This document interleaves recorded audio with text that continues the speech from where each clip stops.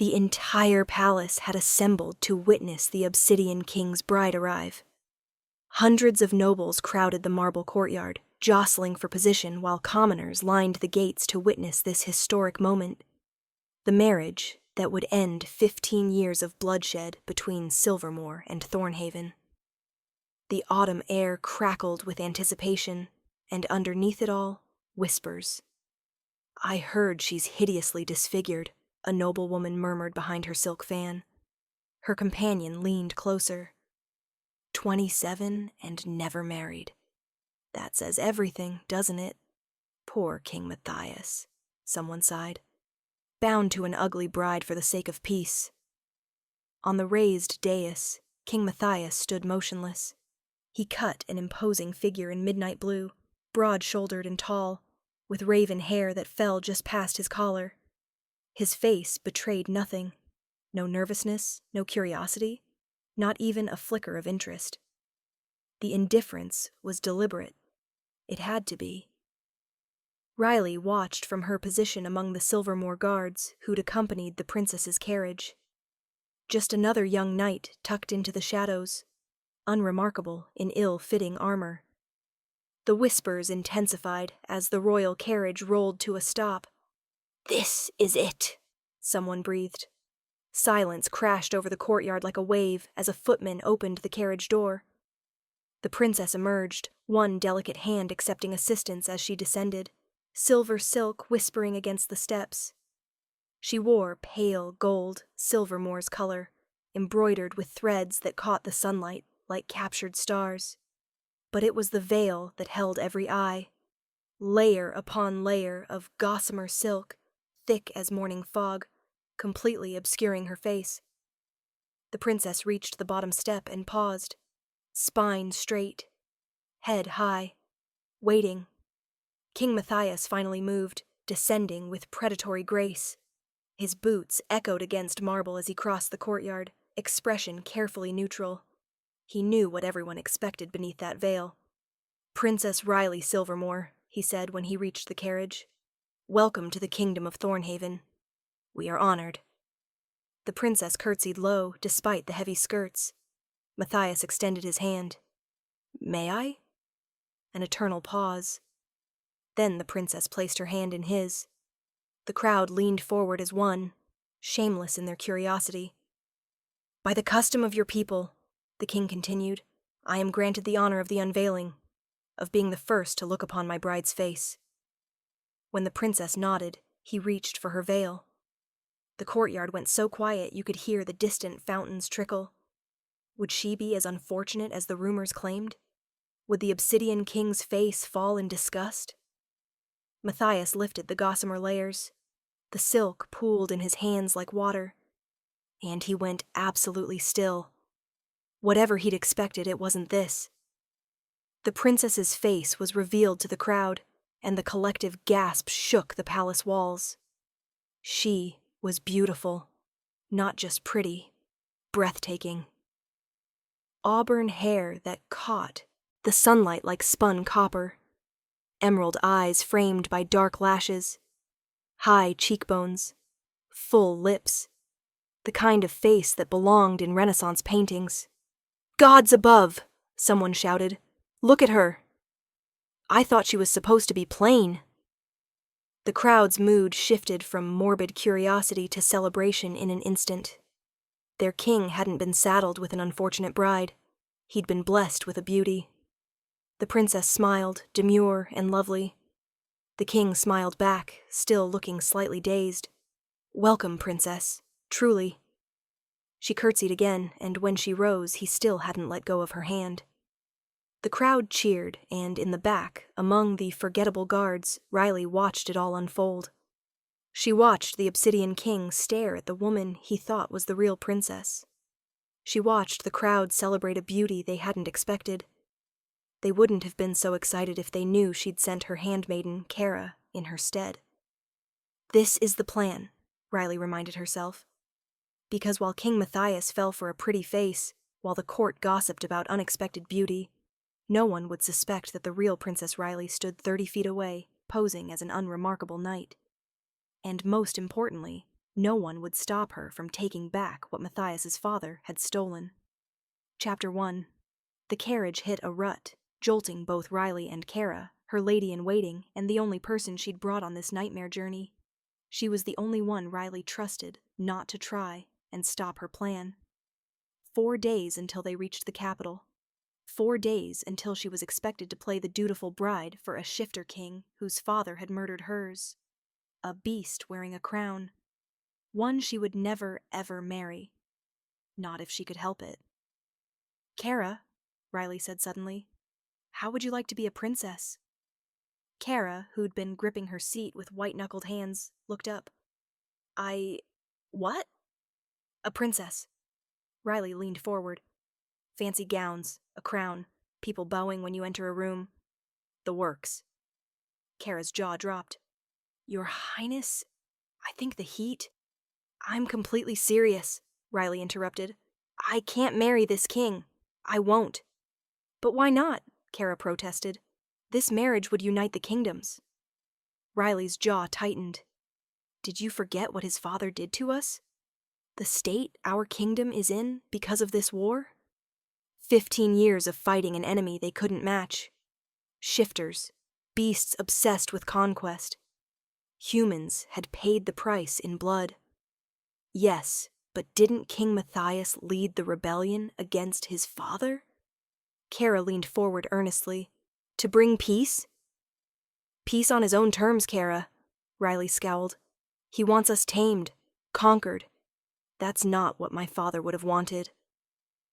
What she didn't say was the deeper truth that kept her awake at night. King Aldrich, the old king, hadn't just killed her father. He'd stolen the Blade of Silvermoor, the ancient weapon that had been passed down through her bloodline for generations. The blade that granted immense power, but only to those who carried Silvermoor blood. In anyone else's hands, it was just steel and leather. Useless. But in hers? According to the old laws, whoever could wield the blade ruled Silvermoor. Without it, Riley had no claim to her throne. No power. No way to refuse this marriage. Her kingdom was vulnerable, ripe for conquest, and King Matthias knew it. If he'd truly wanted an alliance between equals, he would have returned the blade when marriage negotiations began 18 months ago. But he hadn't, which told Riley everything she needed to know about his intentions. Besides, she didn't want to marry a beast, a man who was part animal, who carried that violence in his blood, no matter how civilized he pretended to be. "He has something I need," Riley said carefully. "Something I won't be able to retrieve unless I can walk around his court unnoticed, as something other than the king's bride-to-be." She paused. "You understand what that means, Kara?" Kara shook her head slowly. Riley sighed. "You and I look somewhat alike. We're similar in age. King Matthias hasn't seen me in 12 years. He won't notice the difference." Custom required Silvermoor princesses to be veiled until the unveiling ceremony. No portraits, no prior meetings. "And besides," Riley continued, "you're much prettier than I am. Far more likely to catch his fancy." Kara's cheeks flushed pink. "You'll pretend to be his fiancée," Riley pressed. "Keep him busy and distracted. Meanwhile, I'll pose as your guard and walk around unnoticed." "But why?" Kara asked. "What are you planning?" "I'll gather intelligence on the king's true intentions. And I'll find my blade and take back my kingdom. Marriage free. But what happens to me if you do?" Kara's voice went small. "Or worse, if you don't?" "Whatever happens, I take full responsibility," Riley promised. "I swear on my father's grave you won't get into trouble, and you'll be generously compensated." Kara bit her lip, clearly torn, her gaze drifting to the trunk of expensive dresses. "But your Highness," she said, still gazing at the silk, "won't someone recognize you beside the king?" "No," Riley said simply. She reached into her pocket and pulled out a simple silver ring. Unremarkable. She slipped it onto her finger. Her bones shifted, not painfully but strange, like her body remembering a shape it had never been.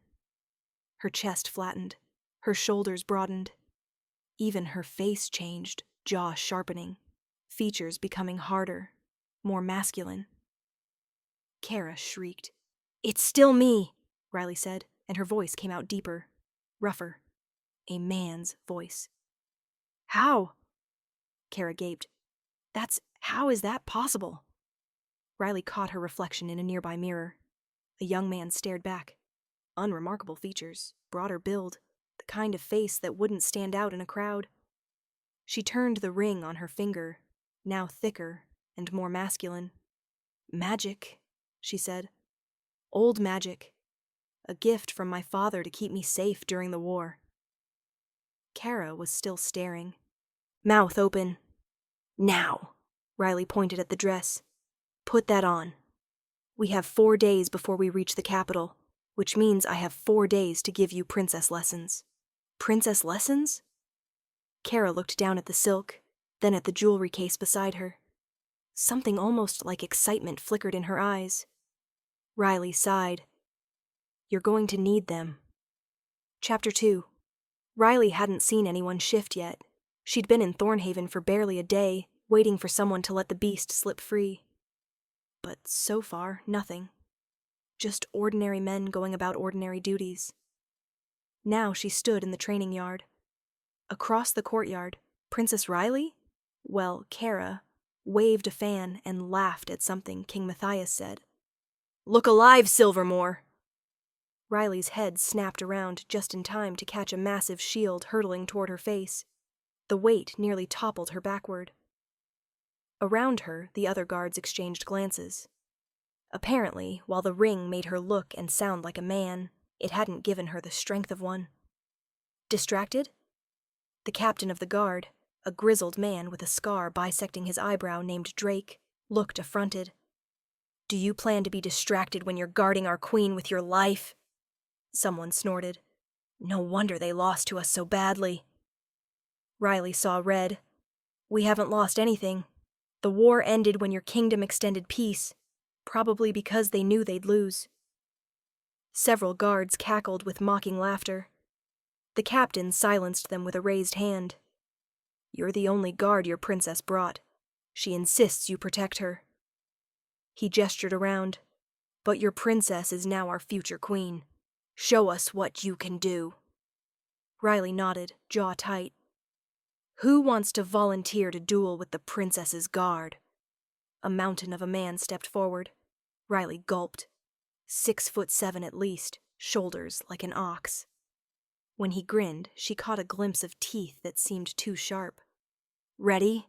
the mountain asked, drawing his sword. Riley drew hers, trying to hide her trembling. She knew a thing or two about combat, but she'd never been sent to the battlefield. Her father had forbidden it. Each strike rattled up her arms.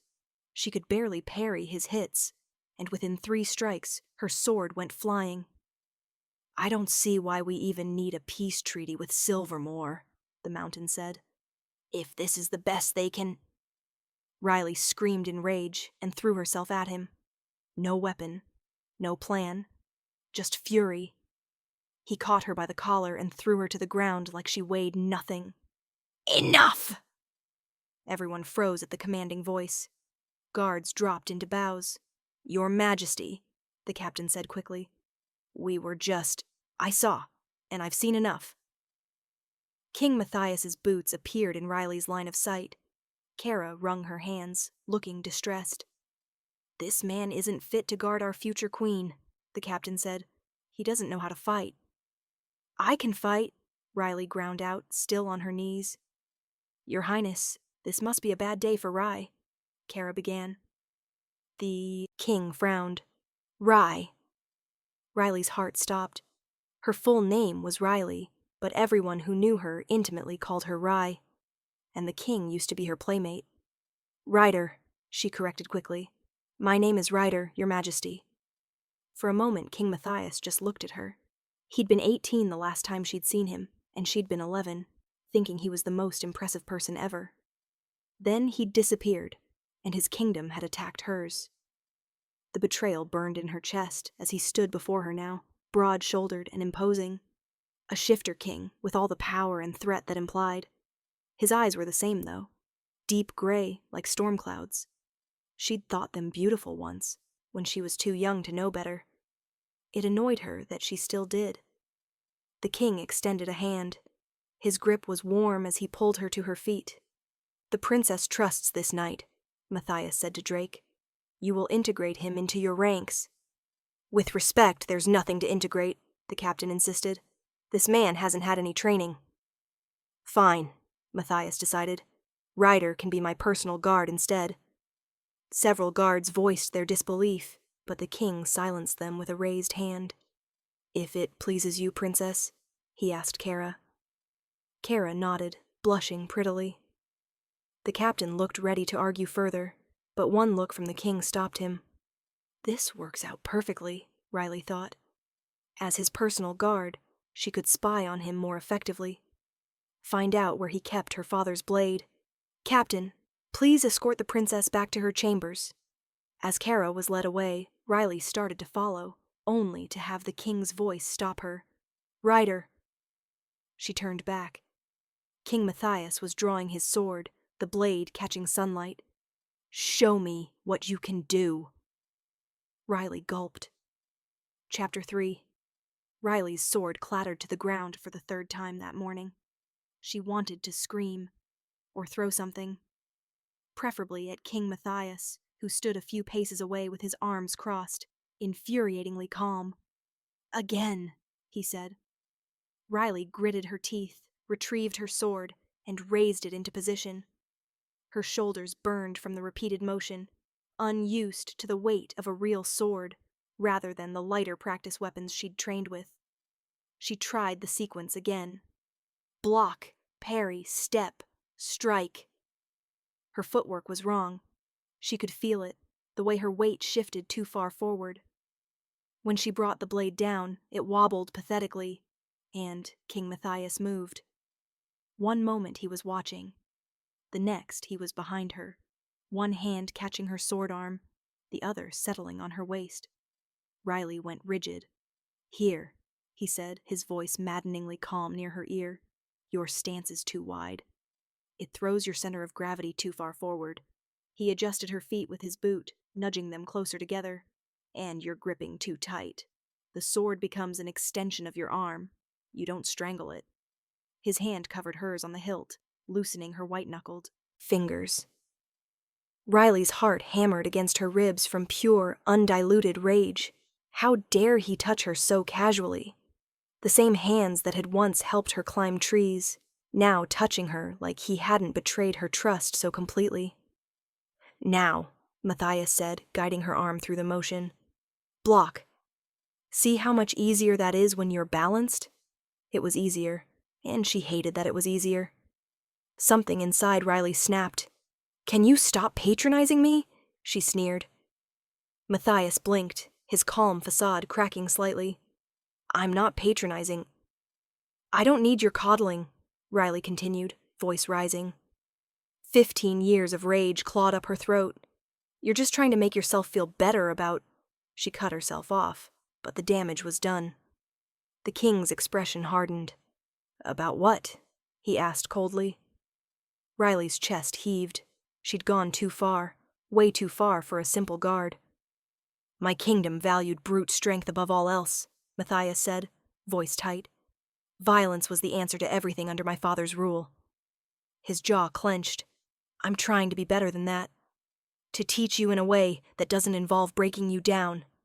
By tricking your enemies into submission instead," Riley spat.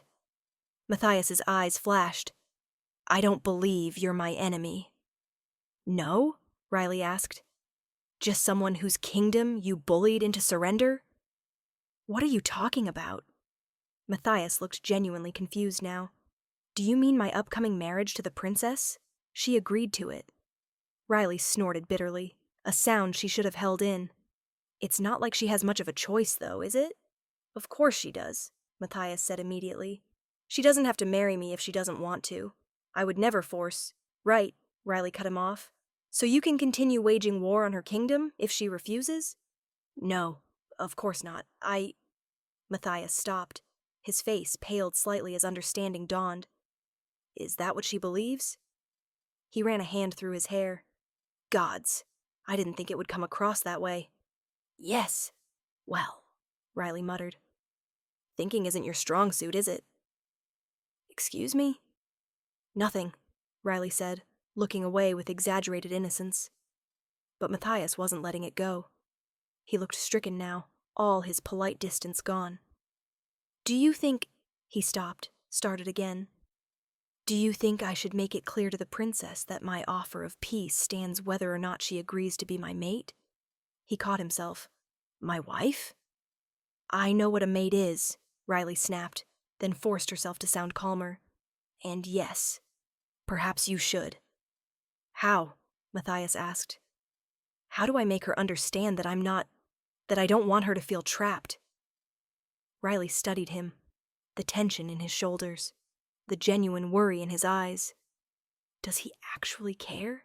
She thought. No, he couldn't possibly. It would be too disarming if he did. Perhaps a gesture of goodwill, Riley said. Something meaningful. Something that would make her feel safe. Right, Matthias said slowly, like he was turning the idea over. Like what? Like returning the blade you stole, you idiot, Riley thought, swallowing down the words. Matthias was looking at her intently now, his eyes searching hers. It threw her completely off balance. I don't know, she said more harshly than intended. Something she's lost? Something your father took? Matthias flinched at the mention of his father. Right, he said, nodding before clearing his throat. I wasn't trying to be dismissive earlier. About the training, I mean. He looked uncomfortable now, in a way that made him seem younger somehow. I was trained very differently, and I thought I would have appreciated something different. That's all. He was afraid of his father, Riley remembered. All those years ago, that's when the realization hit her. Truly hit her. Matthias had rebelled against the man, had overthrown him, had ended the war. She'd known this, of course, but she'd always assumed it was just about power, about being king himself. What if it had been about doing what was right? The thought left her momentarily breathless. Fine, Riley heard herself say, her voice softer than she intended. Matthias's shoulders relaxed slightly. Though, Riley couldn't help herself. You might want to try not being so condescending to the princess herself. Matthias stared at her. Then, unexpectedly, he laughed. A surprised, genuine sound that transformed his entire face into something warm and open. Something that reminded her, painfully, of the boy who'd carved her a wooden owl. Chapter 4. Riley's stomach growled as she stood at attention behind the princess's chair. The smell of roasted duck made her mouth water. The tapestries are lovely, Your Majesty, Kara said. Such intricate needlework. Matthias followed her gaze to a brutal battle scene. Wolves tearing into soldiers, blood rendered in vivid crimson thread. He cleared his throat. I'm glad you approve, though I imagine Silvermore's palace has far more elegant decorations. Oh, yes, Kara brightened. We have beautiful silk curtains imported from... She paused. Somewhere far away. Several nobles exchanged glances. I was hoping we could discuss the trade agreements, Matthias said, changing course. There are concerns about grain shipments I thought you might have insight into. Oh, Kara's smile faltered. Trade. Yes. Important. The drought in the eastern provinces has been challenging, Matthias continued. I understand Silvermore has been affected as well? Yes, Kara agreed quickly. Very affected. Riley closed her eyes briefly. I was thinking we might coordinate our grain reserves, Matthias said. If Silvermore has surplus from the southern harvests. That sounds wonderful, Kara interrupted. Whatever you think is best. A muscle in Matthias's jaw twitched.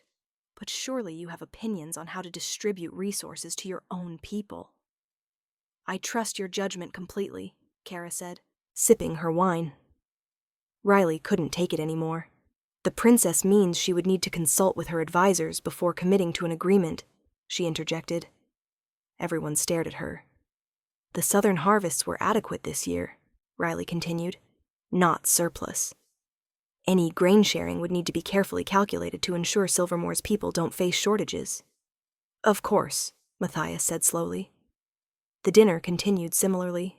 Matthias would ask. Kara would vaguely agree. Riley would translate. Finally, as Kara disappeared into her chambers, Matthias turned to Riley. Ryder, walk with me. Riley followed him through winding corridors. I need advice, Matthias said, voice tight with frustration.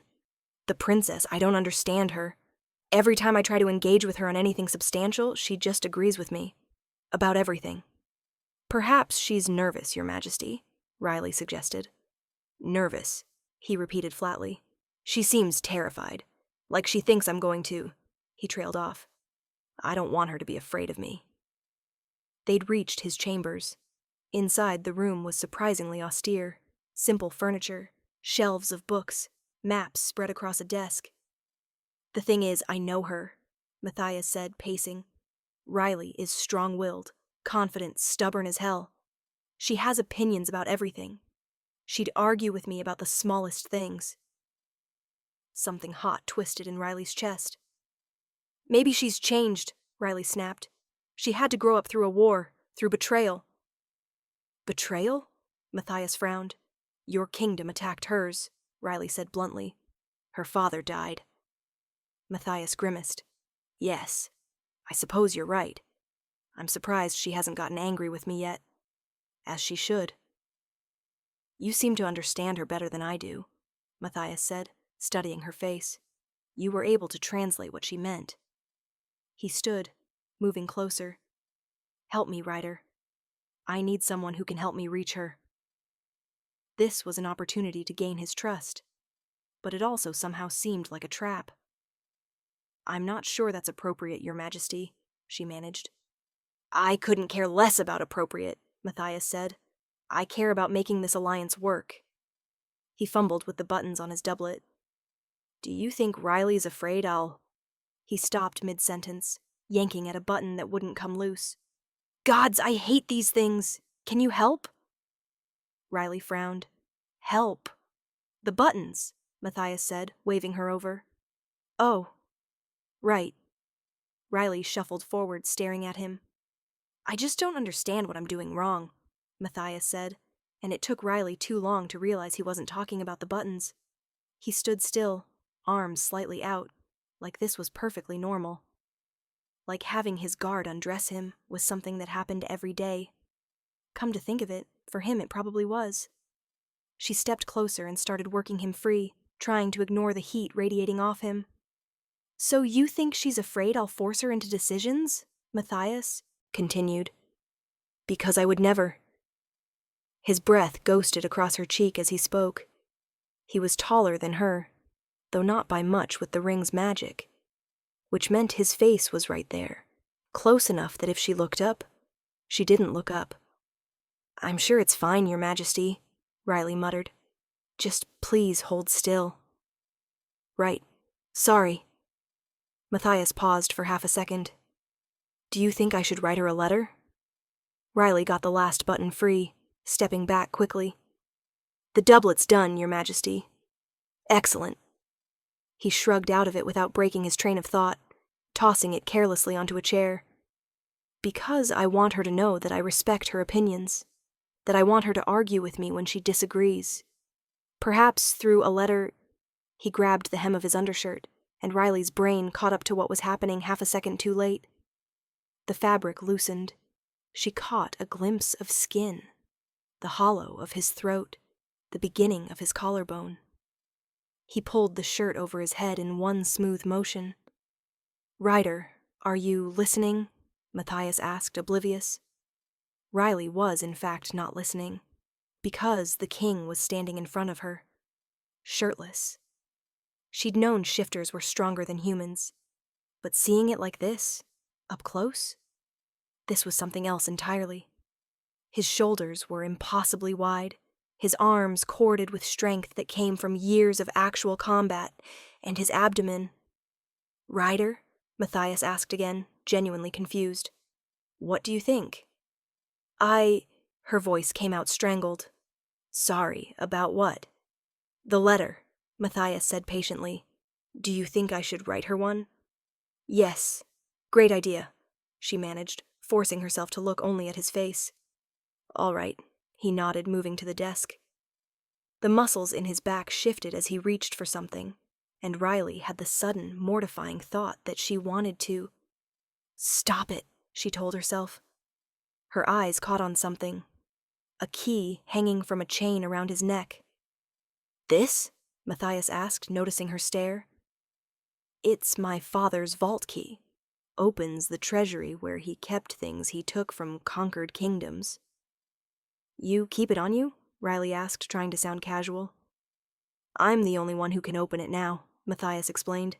I need to catalog all those stolen treasures. He knows, Riley thought.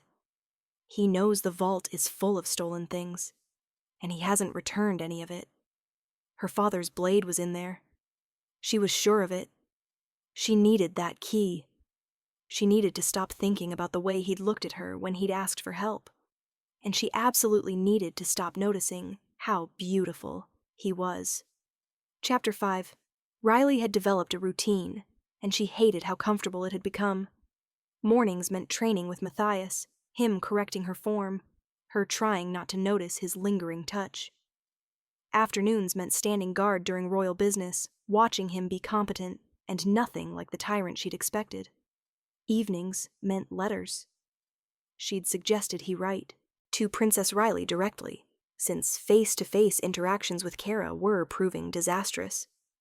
He'd seized the idea with relief. Now, every night, a sealed letter arrived at the princess's chambers. And every night, Riley would write back. It was dangerous, liberating, terrifying. In those letters, she expressed the hurt that had festered for 15 years. Your Majesty, I remember being 11 and thinking you were the bravest person I'd ever met. I trusted you. Then you disappeared, and a year later, your kingdom attacked mine. Do you understand what that feels like? Trust, once broken, doesn't simply mend because you wish it to. R. His response came the next morning. Riley, I understand more than you know. When I was 18, I discovered what my father truly was. Not the king I'd been taught to admire, but a monster. I wanted to stop him. I tried. But by the time I was strong enough to lead a rebellion, he'd already caused so much damage, including to your family. I know my guilt doesn't erase what happened, but I am not my father, and I will spend every day proving that to you. And Monsieur Riley stared at that letter for an hour, something painful twisting in her chest. Meanwhile, as Ryder, her friendship with Matthias shifted gradually.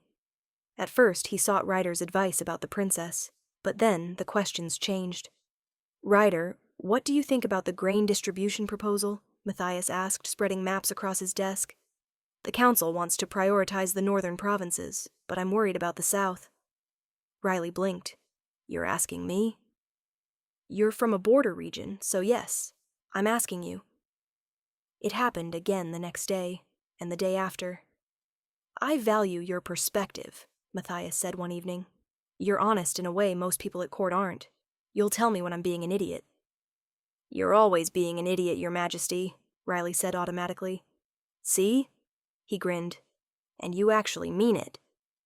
The touching started in the 3rd week. They were playing chess, a new habit. Games in the evening after formal duties ended. Riley had just put Matthias in check for the 3rd time. How are you this good? I'm not that good. You're just predictable. Predictable? I'm a military strategist. I led a rebellion. Against your father, who was apparently very predictable. Riley moved her knight. Checkmate. Matthias stared at the board, then reached out and clapped her shoulder. A brief, warm pressure that sent electricity down Riley's spine. She froze. It was just a friendly gesture, but his hand was large and warm, and she could feel the strength in his grip, even though he was being gentle. Teach me how you think, he said, looking up with those impossibly gray eyes. I can't keep losing to my own guard. It's embarrassing. Over the next week, she taught him chess, and Matthias touched her constantly. Nothing inappropriate. Just casual contact. A hand on her shoulder. Fingers brushing hers when passing chess pieces. It was driving her insane. As the 5th week began, the castle's atmosphere shifted. Servants carried midnight blue and silver banners. Guards rehearsed formal processions. "What's all this for?" she asked Drake, who she liked well enough now. "It's the anniversary of the rebellion," he explained. 1 year since King Matthias defeated his father and ended the war. It's important for morale, for closure. That evening, a letter arrived for the princess. "Princess Riley, I formally request your presence at the Victory Day ceremony 2 days hence. Your presence would mean a great deal to me personally. Respectfully, M." The formal tone was unlike his recent correspondences. She responded, "Your Majesty, I would be honored to attend. I sense there is more to this day for you than simple celebration. Remember that strength sometimes means allowing moments of reflection, not just triumph." R. His reply came quickly. "Riley, you're right, as usual. This day carries complicated meanings. I find myself wondering, is it possible to honor the end of something terrible without celebrating the terrible thing itself?" Monsieur Riley held the letter longer than necessary, feeling the weight behind his carefully chosen words. For the court, this was a victory celebration, but for Matthias, it marked something far more personal and painful. The day his father died. The Victory Day ceremony dominated the entire castle. Nobles from every province had arrived to commemorate 1 year of peace, 1 year since the end of the war, and 1 year since King Aldrich's death. Riley stood behind Kara's chair, scanning the crowd. The hall buzzed as wine flowed and musicians played between speeches. Matthias appeared composed, but his smile never reached his eyes. "And now," the Chancellor announced, "we honor the man who brought us from darkness into light, who ended the tyranny that had gripped our kingdom." Something in Matthias's expression shifted. A flicker of pain? His gaze avoided the massive portrait of his father that still hung on the far wall. "Your Majesty, you've been so brave," Kara gushed. "Overthrowing your own father. It must have been so satisfying to finally defeat such a terrible man." Riley winced at the tactlessness. "It was necessary," Matthias replied, his voice measured. When the Chancellor rose for another toast about the tyrant's well-deserved end, Matthias excused himself with perfect composure. Riley followed him to a small balcony overlooking the gardens. "I'm fine," Matthias said finally. "I know," Riley replied. "I just wanted to say thank you for what you did a year ago today." His shoulders tensed, then lowered. "It was necessary," he said, voice carefully neutral. Riley's hand moved of its own accord, resting atop his. "Still," she said quietly, "he was your father." "He was nothing to me," Matthias said. When he looked at her again, vulnerability flickered beneath his mask. "Sometimes I wonder. I worry. He stopped. "You're nothing like him," Riley said, answering the question he hadn't asked. Relief crossed his face. "I'll make sure you're not disturbed for the rest of the evening," Riley said, stepping back. What was wrong with her? She was supposed to be stealing back her birthright from him. Instead, she was comforting him, and worst of all, she was beginning to trust him. Chapter 6, 1 week. Riley stared at the calendar in her quarters, reality finally sinking in. The wedding was only 10 days away. She'd been distracted, getting too close to Matthias, forgetting why she was here. Yes, he was different from his father. Yes, he'd suffered too. But at the end of the day, he still had her blade, and she needed it back. No more confusion, no more conflicted feelings. It was time to act. She'd tried breaking into the vault. She'd tried following Matthias to see if he ever removed the key, but he never did. He even slept with the damn thing around his neck. She needed a more direct approach, something foolproof. "I need you to do something for me," she told Kara that evening. I need you to get me a sleeping draft. Something powerful enough to knock out a shifter king. Kara's eyebrows rose. The following night was the engagement ball. Hundreds of candles cast golden light across silk banners and elaborate floral arrangements. Riley stood at attention near the high table, watching Matthias smile and nod at well-wishers. It doesn't matter who he smiles at, she reminded herself. Then you'll have the blade, and none of this will matter. Ryder. Riley turned to find Kara approaching, looking nervous. It's done, Kara whispered. I did as you asked. Relief flooded through her. You got the draft? Where is it? What do you mean? Kara frowned. I gave it to Matthias, obviously. Riley's brain stuttered to a halt. You... what? I gave it to him. Kara shrugged. You said it was for him. Yes, but... Riley looked toward the high table where Matthias sat. He was rubbing his eyes, looking slightly dazed. Wait, do you mean you had him drink it? Tonight? At a ball in front of thousands of guests? Well, it seemed like the right time. Kara was getting defensive now. He asked me to fetch him a drink, and it was easy to... Oh my gods, Riley breathed. Matthias was slumping in his chair now, nodding along to something a nobleman was saying, but clearly struggling to keep his eyes open. Even from here, she could see him stifling a yawn. How is it going to look if he just falls asleep at his own engagement ball? Riley hissed. I did as you asked, Kara's voice rose. You said you wanted me to give it to him as soon as possible, and... But Riley wasn't listening anymore. Matthias's eyelids were drooping, his head starting to nod forward. Riley pushed through the crowd, not caring about protocol. Excuse me, Your Majesty. Matthias blinked up at her, his eyes unfocused. Ryder? An urgent matter, Riley pressed. May we speak in private? Of course. Matthias nodded, but didn't move. Just sat there staring. Now, Your Majesty, Riley said gently. Come on.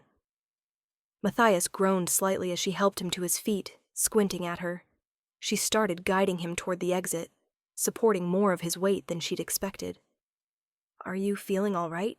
She asked. Fantastic, Matthias said before nearly walking straight into a server carrying a tray of wine. Riley jerked him out of the way, and the server stumbled, wine sloshing all over her chest. No, the server gasped. It's fine, Riley said quickly, but people were starting to notice now. The king, being half carried by his guard, both of them wine-stained. Come on, let's go, she said, squeezing Matthias's arm. He was sagging against her now, and she had to wrap her arm around his waist to keep him upright. Ryder? Riley's head snapped up. Drake stood in their path, looking between them with growing suspicion. Is everything all right? The guard asked. Riley's mind raced for an explanation, but before she could speak, Matthias smiled at him, dazed and drowsy. Ryder's taking me to bed, he announced. Drake's eyes widened. To sleep? Riley jumped in. His Majesty has had too much to drink. I'm taking him back to his quarters. Drake looked doubtful. Too much to drink? He's barely had 2 glasses. You know, Matthias interrupted, his head coming to rest on top of Riley's. You smell really nice. Riley froze. Your scent, Matthias continued, inhaling deeply against her hair. Kind of feminine. I like it. Drake looked deeply uncomfortable. Right, yes. Better get him away. That's what I'm trying to do, Riley said through gritted teeth, already moving again. It took another 5 minutes of coaxing and physical support, but finally, they reached Matthias's quarters. Riley kicked the door shut behind them and helped the king collapse on his bed with a grateful groan. He fell asleep in an instant. Riley stood there breathing hard. Then reality crashed in. Everyone at the ball was occupied. Matthias was deeply asleep. The key was right there. This was it. Her chance. She moved to the bedside, fingers trembling as she started unbuttoning his doublet. Her hands shook as she worked the buttons free, exposing his shirt beneath. The key, resting against his chest, rising and falling with his breath. Riley swallowed hard and reached out. His skin was warm under her fingertips. Smooth. She could feel his heartbeat, steady and strong, as her fingers brushed against his collarbone, searching for the chain's clasp. Matthias looked so peaceful like this. Beautiful. His dark hair falling across his forehead, his face relaxed in sleep and... "Focus," she commanded herself. "Get the key. Get out." She found the chain, started to lift it. "What are you doing?" Riley's heart stopped. Matthias was looking at her, eyes half open, glazed with sleep. Her hand was still wrapped around the key. Panic seized her, but he didn't look angry. Just confused, sleepy, dazed. "The princess," she said. "She wants her blade back." "A blade?" Matthias blinked slowly. "What blade?" "The blade of Silvermore," Riley said, and her voice cracked. "The one your father stole." "Stole?" Matthias frowned, his thumb absently stroking the back of her hand. Then something seemed to click. "Oh," he pressed his free hand to his forehead. "I should have asked her if she wanted anything back." Riley stared at him. "Asked her? You mean you'd give it back?" "Of course I'll give it back." His eyelids were drooping again. "Should have done it sooner. You'll help me apologize, right?" "To the princess?" Riley's throat was so tight she could barely breathe. "Sure," she murmured. "You're a good friend," Matthias sighed. And then, before Riley could process what was happening, he lifted her hand to his lips and kissed her knuckles. Soft, reverent. "Matthias, are you serious right now?" Riley whispered. "You'll just give me the blade? Just like that?" He made a small sound of acknowledgement, eyes closing. "I'll give it all back," he murmured. And then he was gone, breathing deep and even. Riley stood there, the key still in her hand, looking at the unconscious king.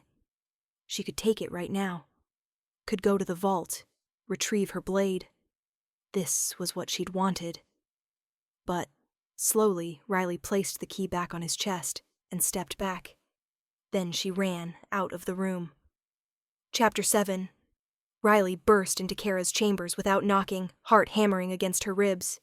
"We have to switch back," she blurted out, making Kara jump. "Now!" All this time, all these weeks of scheming and plotting, of lying and manipulating. And Matthias would have just given her the blade if she'd asked. Riley couldn't handle lying to him for another minute. "Switch back?" Kara asked. "Matthias promised to give me back what his father stole," Riley explained. Her hands shook as she paced the chamber, the enormity of her mistake crushing down on her. She thought of Matthias's patient lessons during training, his eager discussions over chess, his hand on her shoulder, warm and steady. "All this time I could have just asked him," Riley said. "I've spent every day with him for weeks now. I've seen how he treats his people, how he questions himself." Her voice softened. "He's nothing like his father. He never was. And I've been horrible to him. He trusted me, and I betrayed that trust at every turn," Riley continued. "I have to tell him the truth. The wedding is in 10 days, and he deserves to know who I am." She looked at Kara, unable to hide her fear. "He'll hate me, won't he? He has every right to." Riley murmured, a bitter smile twisting her lips. "He certainly won't want to marry me after what I've done. But I have to make things right. He'll understand why I did it. He has to. We're friends, at least." Her heart constricted painfully at the word. Friends. They were more than that, weren't they? At least they could have been. In another world where she hadn't started with lies. "Kara, give me the ring," she said suddenly. "I need to change back." But Kara didn't move. Her face had gone very, very still. The silence stretched, unnatural and tense. "Kara?" Riley stepped toward her. "The ring I gave you for safekeeping. I need it now." Kara's fingers tightened around the edge of the vanity until her knuckles whitened. Kara swallowed visibly. You're going to tell him everything? Just like that? A chill crept up Riley's spine. This wasn't concern in Kara's voice. It was fear. I have to, Riley said slowly. Now please, fetch me the ring. She watched as Kara straightened her spine, drawing herself up the way Riley had taught her for court appearances. And what happens to me? Kara asked, her voice barely above a whisper. When you take your crown back? The question hung in the air between them, charged with implication. What do you mean? Riley asked carefully. You'll go back to being my maid, of course. With the payment I promised. Kara laughed, a soft, bitter sound that raised the hair on Riley's arms. Go back? After all this? She gestured around with a sweeping hand. After being a princess? Riley's stomach dropped. The ring, Kara, she repeated, her voice hardening as she stretched out her hand. Time seemed to slow as Riley saw the decision form in Kara's face. No, the maid said. The word fell into the room like a stone. For a moment, Riley could only stare. What did you say? I said no. Kara's voice grew firmer. You see, I rather enjoy being Princess Riley. I think I'm doing a pretty good job at it, actually. Disbelief gave way to anger. You haven't done anything I haven't instructed you to do. Riley's voice rose sharply. And you've done that badly, I might add. All you've managed is to parade around in pretty gowns. I happen to like the pretty gowns, Kara snapped. I've gotten used to them, and besides, the king likes me. The claim hit Riley like a slap. He cares for the alliance, she retorted, possessive fury replacing shock. It's not about you. Not when I'm the one writing his letters. The one actually connecting with him. Oh, please, Kara scoffed. I can write letters.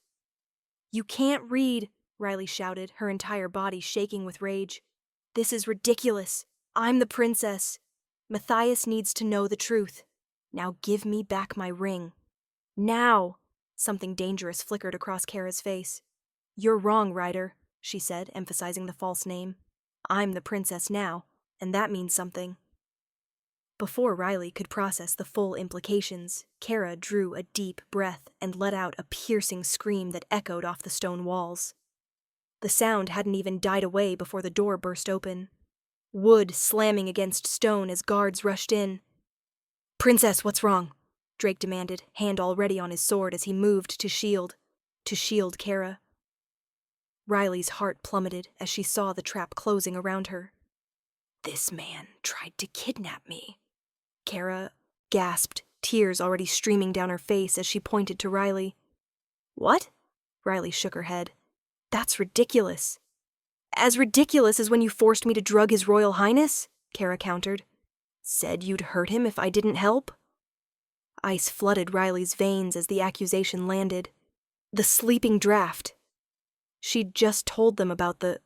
No, wait, that's not what she started, but the words died in her throat as she saw the suspicion hardening in Drake's eyes. His Majesty was acting strangely earlier, he said, nodding to a guard. Check on the king. Riley's mind raced desperately. How could she explain this? How could she make them understand? It's not what it looks like, she pleaded, aware of how hollow the words sounded. Ryder's in love with me, Kara cried, throwing herself fully into the performance. Has been since he arrived. He gained the king's trust to steal Silvermore treasures and take me away. She's thought this through, Riley realized with dawning horror. She's been planning this for days, maybe weeks. That's a lie, Riley's voice broke with desperation. The guard who'd been sent to check on Matthias returned, his face grim. His Majesty won't wake, Captain. He's alive, but deeply asleep. The words fell like a death sentence. Drugged then, Drake growled, drawing his sword fully now. Just as the princess said. Kara's performance reached new heights as she collapsed into a chair, shoulders shaking with sobs. I didn't know what to do, she whispered, every inch the traumatized victim. I thought, if I let him take some treasures, he'd leave me alone. But now Ryder wants me too. and I can't leave. I've fallen in love with His Majesty." The guards' expressions softened as they looked at her. Their princess, terrified and vulnerable, preyed upon by a traitor in their midst. Desperation surged through Riley like wildfire. "Listen to me, all of you!" she cried, her voice rising. "I'm Princess Riley. This woman is my maid." The proclamation hung in the air for one breathless moment. Then laughter, harsh, disbelieving laughter, rippled through the guards. Riley looked from face to face and saw the absurdity of her claim through their eyes. For weeks they'd known her as Ryder, the male guard from Silvermoor. They'd trained with her, eaten with her, seen her every day in male form. And now, with no evidence but her word, she claimed to be their future queen? Of course they don't believe me. How could they? Cold despair washed over her. "I can prove it!" she shouted over their mocking laughter. "She has a magic ring. My ring. If I had it, I could show you." But Kara was already tucking something deeper into the bodice of her nightgown, triumph glittering behind the false tears. "Take him away," Drake ordered. Rough hands dragged her backward toward the door as panic exploded in Riley's chest. "You don't understand," her voice broke. "I need to see Matthias, please. I love him." The realization hit her with stunning clarity in that moment of loss, but Drake only heard a threat in her words. His eyes narrowed with disgust as he leaned close. "Better hope for your sake that His Majesty wakes unharmed," he muttered, "or you'll be gone by sunrise." The implication was clear. Execution. Or worse. As they dragged her down the corridor, Riley's desperate cries echoed through the stone halls. But her pleas faded into a choked gasp as something hard struck the back of her skull. Chapter 8. Consciousness returned to Riley in waves of throbbing pain. Her head felt like it had been split open, each heartbeat sending fresh pulses of agony through her skull. Opening her eyes revealed darkness, a dungeon cell. The only light filtered through a small barred window in the door. "I've lost everything," she realized, the memories of last night crashing back. The blade, my identity, Matthias. She slumped against the cold stone wall, despair settling over her like a shroud. What a fool she'd been. She could have told Matthias the truth weeks ago, could have asked for the blade outright. Instead, she'd lied and schemed, and now Kara had outplayed her at her own game. And the worst part was that she'd realized too late what Matthias truly meant to her. The sound of approaching footsteps drew her attention. Keys rattled in the lock, and the cell door swung open to reveal Drake, his face grim in the torchlight. "Come to execute me?" Riley asked bitterly. Drake studied her for a long moment. "Not yet." Something in his tone made her look up. There was uncertainty in his eyes, not the conviction of last night. "What's going on?" she asked. "The wedding has been moved up," Drake said. "It's happening today." "Today?" Riley jerked upright. "That's impossible. It was scheduled for next week." "The princess insisted," Drake replied. "Said there was no reason to wait." Of course she did, Riley thought bitterly. She wants to secure her position before anyone realizes the truth. "None of her guests have even arrived," Drake continued. "Princess Riley's family and court are going to miss the wedding, and she doesn't even seem to care." "That's because she isn't the princess," Riley said. A flicker of doubt crossed Drake's face. "Well, there is one guest. Her uncle arrived late last night." Cold dread pooled in Riley's stomach. "Lord Theron?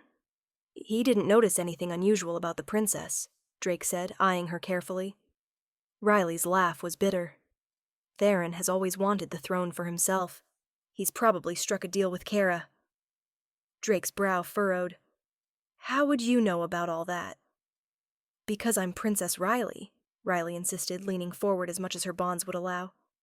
"Kara is my maid." Drake didn't laugh this time. He simply watched her, weighing her words. "The king looks troubled," he said finally. Hope flickered in Riley's chest. "Has he asked about me? May I see him?" Drake hesitated. The princess told us to tell him you deserted. Said it would devastate him to know you betrayed him by drugging him. So everyone's maintaining that story. He paused. The king looks devastated anyway. His eyes narrowed. Is there something between you and his majesty, Ryder? Of course there is, Riley said without thinking. I'm his fiancé. Drake stared at her for a long moment, then laughed incredulously. You expect me to believe you're the princess? When you've been training with us for weeks, living in the barracks, attending to the king as a man? Riley met his gaze unflinchingly. I can prove it. Have the king bring the blade of Silvermoor to the wedding as a gift for the princess, then sneak me into the ceremony. Why would I do that? Drake said, crossing his arms. Because you came here. Something's wrong and you can feel it, Riley pressed. And because the blade of Silvermoor responds only to Silvermoor blood. It's magic, my family's old magic. If Kara tries to wield it, nothing will happen. But if I touch it, she leaned forward, it will recognize me as its rightful owner. Drake studied her, skepticism written across his face. Have me there bound and escorted, Riley pressed. I won't move. I'll just speak. What harm could it do? You drugged the king, Drake reminded her. I didn't hurt him, Riley countered. If I'm lying, I'm just a crazy fool who gets dragged away. But if I'm telling the truth? She held his gaze. You save your king and your kingdom from being tricked into a false marriage. Drake was silent for a long moment, his internal struggle evident in his face. Please, Riley whispered, for Matthias's sake. Something in her tone, the raw emotion, the desperation, seemed to reach him. Don't thank me yet, Drake warned. If you're lying. He let the threat hang unfinished in the air. I'm not, Riley said simply. And once Matthias knows the truth, everything will change. For better or worse, she thought, as Drake locked the cell door behind him. At least he'll know who I really am. Chapter 9. The great cathedral of Thornhaven was awash with morning light streaming through stained glass windows. From her hidden vantage point, Riley scanned the assembled crowd. 2 guards flanked her, hands resting on their sword hilts, ready to intervene if she made any sudden movements. Lord Theron stood near the altar, her uncle's gaunt face set in its usual calculating expression. The sight of him confirmed her worst fears. No true Silvermoor noble would recognize Kara as the princess unless they stood to gain from the deception. He always wanted the throne, Riley thought bitterly, and now he's making his move. Her gaze shifted to the altar where Matthias stood, resplendent in formal attire and utterly miserable. Though he maintained the rigid posture expected of a king, his eyes were distant, unfocused. The cathedral doors opened and the music swelled as Kara processed down the aisle, Lord Theron smiling thinly as she passed. Riley's hands clenched into fists. I can't let this happen. Then Drake approached the dais. In his hands was a long object wrapped in midnight blue velvet, a blade. He met Riley's eyes across the cathedral and gave an almost imperceptible nod before presenting the package to Matthias. The king took it, solemn. Before we begin, he announced to the assembled guests, I have a gift for my bride. He carefully unwrapped the velvet, revealing the gleaming length of a blade. Riley's breath caught in her throat.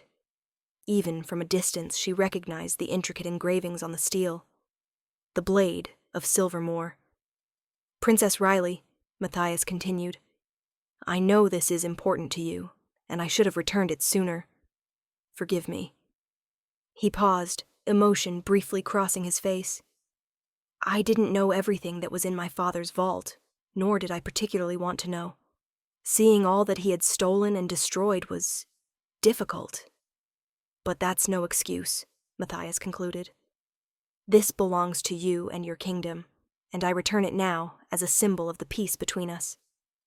He extended the blade toward Kara, who looked momentarily bewildered. Oh, she said with a brittle smile. Thank you for this weapon. Riley tensed as she saw her uncle step forward slightly, eager anticipation in his eyes. If he touched that blade, if he took it for himself. Why did you want it so much? Matthias asked Kara suddenly. She faltered. Now or never, Riley thought. It's the blade of Silvermoor, she shouted, lunging forward. The guards beside her reacted too slowly, their hands closing on empty air as she broke from their grasp. Her hood fell back as she surged toward the altar. Matthias froze, the blade still in his hands. Rider, he whispered, disbelief lighting his features. Your Majesty, Riley said, her voice carrying through the suddenly silent cathedral. This isn't just a blade. Arrest him, Kara shrieked. This man tried to poison the king. Matthias turned to her, confusion evident on his face. Poison me? You said he deserted. I was arrested, Your Majesty, Riley called, taking another step forward. Arrested? Matthias's gaze darted between Riley and Drake. Why? Why? The captain shifted uncomfortably. Your Majesty, the princess didn't want you to know because they arrested me for drugging you, Riley interrupted, desperate to get the truth out before she was silenced. Matthias looked affronted. Ryder would never... Actually, I did, Riley admitted, meeting his gaze across the crowded space. Hurt flashed across Matthias's face, followed by confusion. Why? He asked simply. Because I wanted the blade back, Riley explained, her voice breaking. And I didn't think you'd give it to me. You'd kept it all that time. I thought you knew what it was. Matthias's expression was a storm of emotions. Confusion, hurt, uncertainty. Well, what is it? He asked. Nothing, Lord Theron interrupted. Just the late king's blade, a family heirloom. As my uncle well knows, Riley countered, this blade is enchanted. It holds power that protects our kingdom. Power which only activates when the blade is held by a Silvermoor heir. Power your father sought after my father once revealed it to him. Riley shot a glare at Theron. And power my uncle now wants too. Matthias's brow furrowed deeper. Wait, this man is your uncle? Riley nodded as the crowd erupted in confused whispers. That's not true, Your Majesty, Kara protested. Don't listen to him. Give her the blade, Riley interrupted, gesturing toward Kara. Have her hold it. After a moment's hesitation, Matthias offered the blade to Kara. Oh, for crying out loud, she huffed, snatching the steel. She struggled with its weight, but held it aloft. There, I carried it. Riley saw her uncle pale. Yes, she said, and nothing happened, which proves you're not of Silvermoor birth. The crowd's whispers grew louder, echoing through the vaulted ceiling. Or it just proves you're insane, Theron shouted. Will you stop? Riley snapped. If you end this charade now, Uncle, I'll spare you. The man's face drained of color. Have him touch it, Riley told Matthias, pointing to her uncle. The blade. Have my uncle touch it, but don't give it to him. It doesn't belong to him. Matthias, his eyes never leaving Riley's face, beckoned Theron forward. Touch the blade, he commanded, still holding the weapon himself. The moment Theron's fingers made contact, the blade began to glow with brilliant silver light, illuminating the cathedral. Gasps of astonishment echoed through the space. And who does it belong to, then? Matthias asked Riley. The blade, I mean. Riley smiled. It belongs to me. The cathedral erupted in shocked exclamations. Kara backed away, panic evident in her eyes. I am Princess Riley of Silvermoor, Riley declared, reaching the dais. And this, she gestured to Kara, is my maid. She turned to Matthias, whose expression remained unreadable. I'm sorry, Your Highness, she said softly, but I asked her to take my place because I believed you were deliberately keeping the blade from me so I couldn't access my throne. I thought you were like your father. The last words were barely above a whisper, meant only for him. I was wrong. The crowd's murmurs grew to a roar as nobles argued amongst themselves, some pointing accusingly at Kara, others demanding explanations. "I can prove it," Riley said, raising her voice. "Give me back my ring, Kara." "This is insane," Kara protested. "This man is completely deluded." Riley sighed, then stepped forward and grasped the blade still in Matthias's hands. The moment her fingers touched the hilt, it ignited with brilliant silver light, far brighter than when her uncle had touched it. The radiance bathed her face, casting her features in sharp relief. The cathedral fell silent once more. "Give me my ring," Riley said quietly, pointing the glowing blade at Kara. Cornered, Kara looked desperately to Matthias for help, but his expression had hardened. "The ring," he demanded coldly. Seeing no escape, Kara reached into her bodice with trembling fingers and withdrew a silver ring strung on a delicate chain. She placed it in Matthias's outstretched palm. Matthias studied the simple silver band for a moment, then turned to Riley. He extended his hand. She placed her palm in his. With deliberate care, Matthias slid the ring onto her finger. Riley's form shimmered, features shifting like water, and suddenly, her jaw softened, her stature diminished slightly. The masculine guard's uniform hung loosely on her now feminine frame, and her auburn hair cascaded down her back, freed from the confines of its tight braid. The crowd erupted in screams and chaos, but Riley heard nothing. She saw only Matthias's face, his wide eyes, his parted lips. The dawning recognition as he truly saw her for the first time in 12 years. 3 days after the wedding that never was, Tam stood in the courtyard, her traveling party assembled and ready for the journey back to Nelvorn. The morning sun glinted off her father's sword, now properly sheathed and secured to her saddle. "The prisoners are secured, Your Highness," Marcus reported, gesturing to the enclosed wagon where Alma and Lord Rovan sat under heavy guard. Tam nodded. "Thank you, Captain." The Nelvornian nobles who had arrived, too late for a wedding, but just in time to confirm her identity, were already mounted, waiting patiently. Their presence had been unnecessary in the end. Gaspar had believed her immediately, standing firm against anyone who questioned her claim. They hadn't spoken privately since that moment in the cathedral. There had been formal meetings with advisors, diplomatic discussions about the future of their alliance, but nothing personal. No mention of what had passed between them when she was Tom, or what might have been if she hadn't deceived him. She knew why. Of course, how could he forgive her? She had lied to him for weeks, abused his trust in the worst possible way. Tam mounted her white mare, adjusting her riding gloves, just as she was about to signal her party to move. The castle doors opened, Gaspar emerged, flanked by his advisors, his crown catching the sunlight. Every inch a king, distant, regal, proper. The courtyard fell silent as he approached. Tam straightened in her saddle.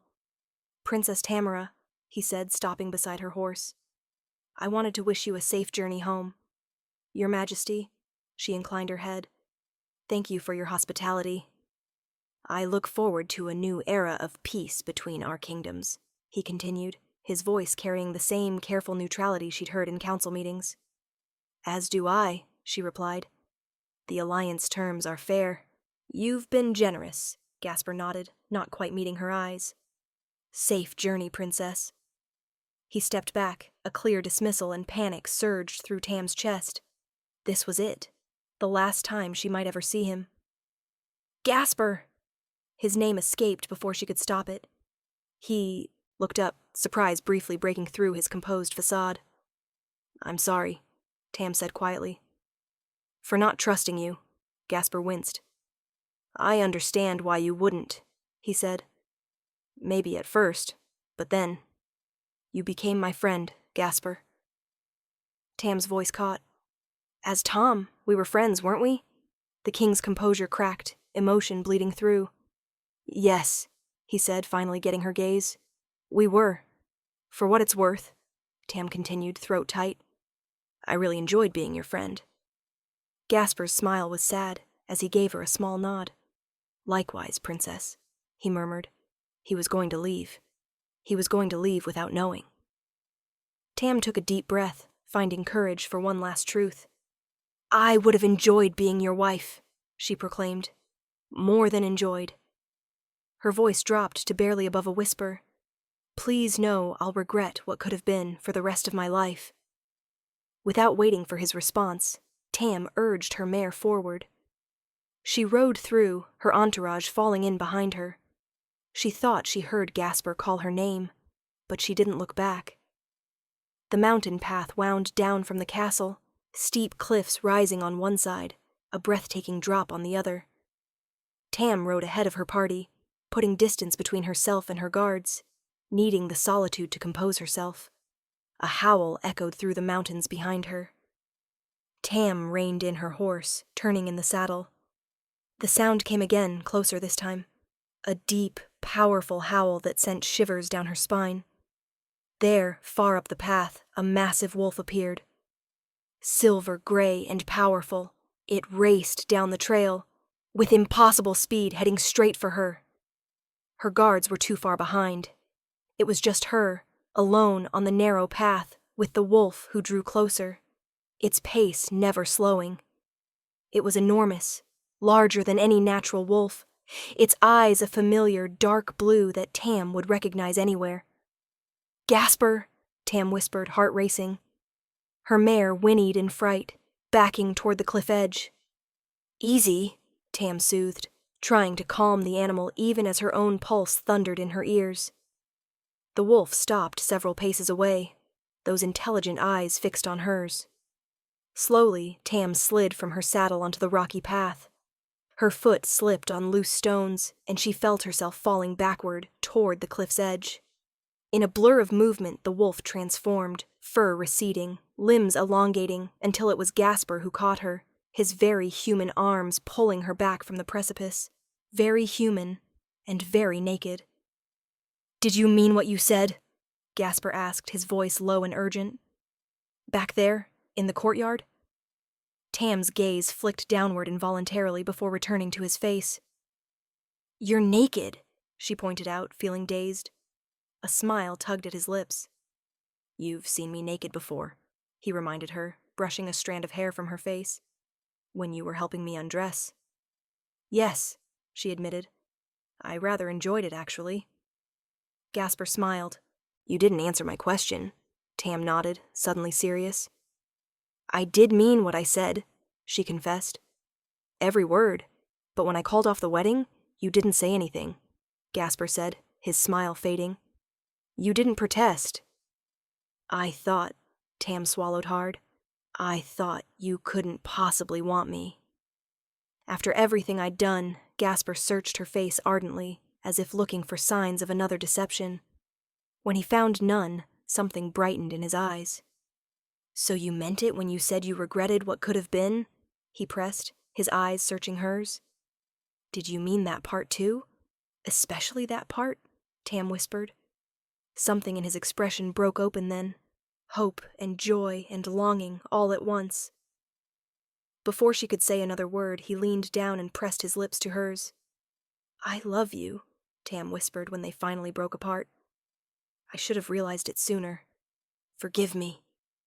Gasper cupped her cheek. Marry me, he said simply.